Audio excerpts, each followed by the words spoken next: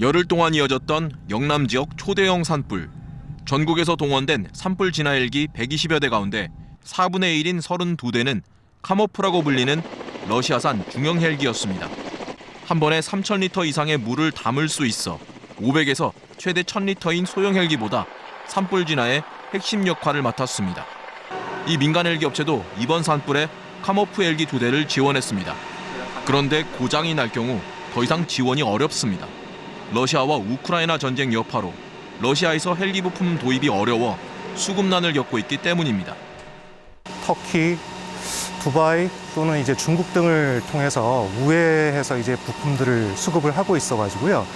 단지 이제 부품 가격이 이제 그것만큼 상위에서 올라가는 부담이 있기 때문에 산림청도 상황은 마찬가지입니다. 산림청이 보유한 중대형 헬기 39대 중 29대가 카모프 기종입니다. 이 가운데 8대는 부품이 없어 운항이 불가능해지자 아예 다른 헬기에 필요한 부품을 공급하는 용도로 전락했습니다. 이거 8대가 다 정상적으로 운영됐더라고 하면 산불 대응하는 데 있어서 조금 더 어떻게 보면 어떻게 보면 좀 더 나았겠죠. 문제는 앞으로입니다. 건조한 날씨 탓에 다음 달 중순까지는 산불 위험이 계속 높을 것으로 전망되는 상황. 부품 수급에 발목이 잡힌 중대형 헬기 운영이 어려워지면 산불 대응도 그만큼 고전을 피하기 어렵습니다. KBS 뉴스 정재훈입니다.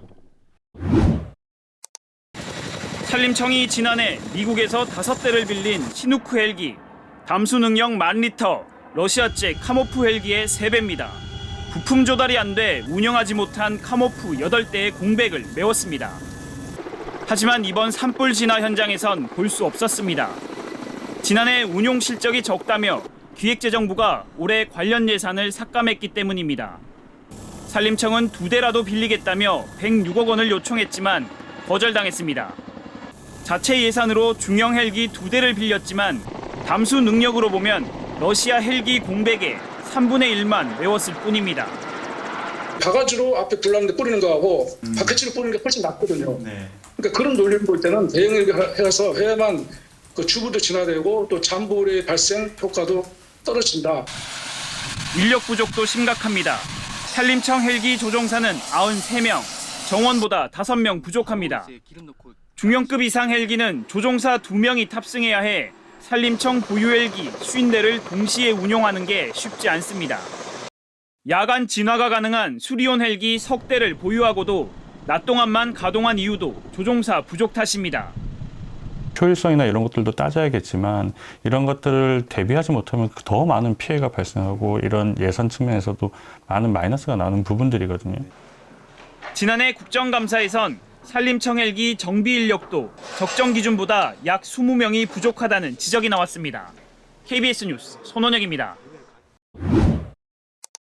지금 산불 진화형 헬기의 노후화 문제 이런 것도 언급이 됩니다. 특히 이번 산불 현장에서 경북 의성에서 진화하던 헬기가 추락해서 조종사분이 안타깝게 숨지는 그런 사고도 있었잖아요. 원인은 좀 더 밝혀져야겠지만은 이 산불 진화형 헬기의 어떤 노후화 문제 여기에 대해서도 의견이 있습니다. 예, 제가 헬기 조종사나 정비사가 아니라서 거기에 대해서 전문성 있게 말씀을 못 드리지만 헬기 같은 경우에는 10년 주기나 몇 년 주기로 완전히 분해했다가 재조립하는 오버홀이라는 과정을 거칩니다. 그렇기 때문에 이게 헬기가 30년 됐다 하더라도 이게 30년만큼의 노후치가 쌓인 게 아니라 30년만큼의 노후치가 쌓인 게 아니라 그 반복적인 주기의 오버홀을 통해서 충분히 운용 가능할 정도로의 상태를 만들 수 있습니다. 예, 그리고 이제 헬기의 보급도 정말 좋지만 앞으로는 이제 대형 산불 대응을 위해서는 소형기 위주보다는 조금 중형기나 대형기 위주의 헬기의 도입이 필요하다고 생각합니다. 그러니까 이제 물을 조금씩 퍼담는 게 아니라 아주 많은 양의 물을 한꺼번에 할 수 있는 초대형 헬기가 필요하다는 말씀을 해주셨는데 이 교수님 이게 헬기의 노후화, 정비 문제 이런 거는 어제 오늘 들어본 얘기는 아니거든요. 매년 국감의 단골 지적사항이기도 한데 이런 부분은 왜 개선이 좀 늦어질까요?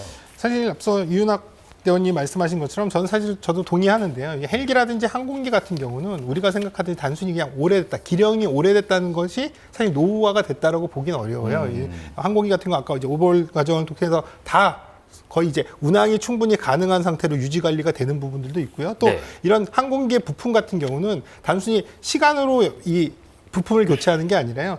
이 시간, 비행 시간이 얼마 이상이면 교체돼야 되는 이런 부품들이 다 정해져 있습니다. 그렇기 때문에 그때마다 다 교체가 된다면 이런 것들은 항상 노후화되지 않은 상태로 유지가 된다 이렇게 보기 때문에 우리가 사람도 이런 거잖아요. 나이가 많이 들었다고 해서 무조건 건강하지 않을 것이다 이렇게 생각할 수는 없거든요. 잘 관리한다면 60대도 신체 나이는 30대 못지않게끔 충분히 활동할 수 있는 것처럼 헬기 같은 것도 잘 유지해서 관리를 하면서 또 운행이 가능한 수준으로 이렇게 이제 관리 점검을 하는 것들이 중요한데요. 사실 네. 국회에서 매번 지적되는 것들은 이런 겁니다. 실제로 헬기가 50대가 있는데 이 50대 중에 15대가 지금 정비 중이라 운행을 못했다. 50대를 다 운영할 수 있어야지 왜 이런 것들을 운영을 못하는 상태로 이렇게 두느냐라고 하는 이런 효율성에 관련된 부분입니다. 다만 문제는 지금도 이번에도 사실 헬기가 일부 운영을 못하고 있는 헬기들이 상당히 있습니다. 이 주된 원인은 우리나라에 이제 카무프라고 하는 이런 이제 중형 헬기들이 상당히 산불 헬기로 많이 있는데 이게 대부분 러시아제거든요. 네. 러시아제다 보니까 러시아와 우크라이나 전쟁 때문에 부품 러시아의 조달 부품 같은데. 수급이라든지 이런 부분들이 사실상 루트가 막혀 있는 상황이라 네. 정비라든지 관리가 안 되기 때문에 아까 말씀드린 대로 교체를 해주고 사용을 할 수 있게끔 돼야 되는데 그런 수급이 안 되기 때문에 부득이하게 사용을 못하는 이런 상황들도 발생을 하거든요. 예. 그래서 이제 이런 문제가 사실 벌써 이제 우크라이나 전쟁이 이제 한두 해가 아니라 벌써 3년째 지나가고 있다 보니까 이렇게 마냥 방치할 수는 없어서 그래도 지금 올해 산림청에서는 이런 헬기들의 이제 부품 조달에 관련된 부분들도 조금 다변화하는 부분들도 있고요. 예. 향후에 또 특정한 제품, 특정한 국가에서 나오는 헬기들만 너무 집중되는 경우에 이런 문제가 생겼을 때 방법이 없으니까 조금 더 다양한 종류의 기종들을 우리가 좀 구매를 해서 예. 확보하는 것들 이런 것까지도 지금 검토를 해서 고민을 하고 있습니다.